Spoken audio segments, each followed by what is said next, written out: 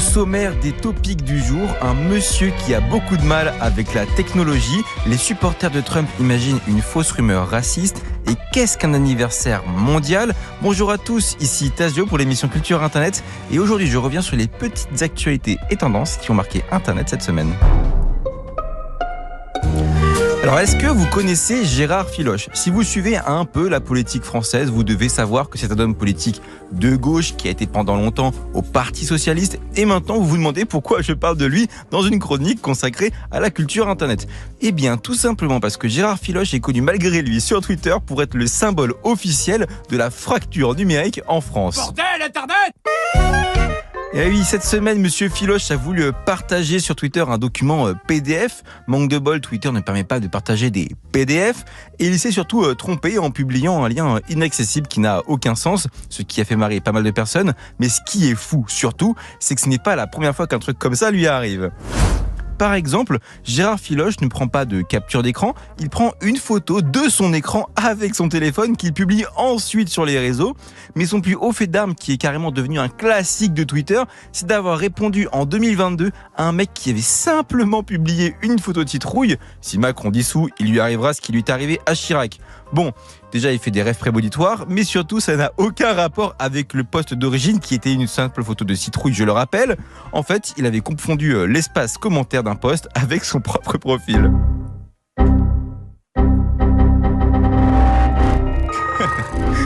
Et en cherchant un peu, sachez que j'ai même réussi à trouver un tweet de David Guiraud datant de 2016 qui rigole déjà d'un tweet publié par Gérard Filoche et qui n'avait absolument aucun sens. Le voici. Diligence à diesel, ballotte, secoue, tasse, 3 heures de quart, Macron, Vierzon, Montluçon, déchéance nationale. Alors, si vous avez compris quelque chose, faites-moi signe, je vous en supplie. Mais pour conclure, sachez tout de même que toutes ces petites railleries restent bienveillantes, bien sûr. On va encore parler d'un homme politique, mais celui-là, on n'a clairement pas envie d'en parler avec bienveillance, car il s'agit de Donald Trump. Cette semaine, Internet a été totalement pollué de milliers de photos de Donald Trump générées par IA, dans lesquelles le candidat à la présidentielle américaine fait des câlins à des canards, à des chats, voire même à des chiens, et dans certains cas avec une arme à la main, comme s'il s'apprêtait à défendre ces pauvres animaux. C'est-à-dire que... Tu mens. C'est-à-dire que, regarde... Tu mens. Parce qu'aujourd'hui, les gens... Wallah, tu mens, frère. Parce que...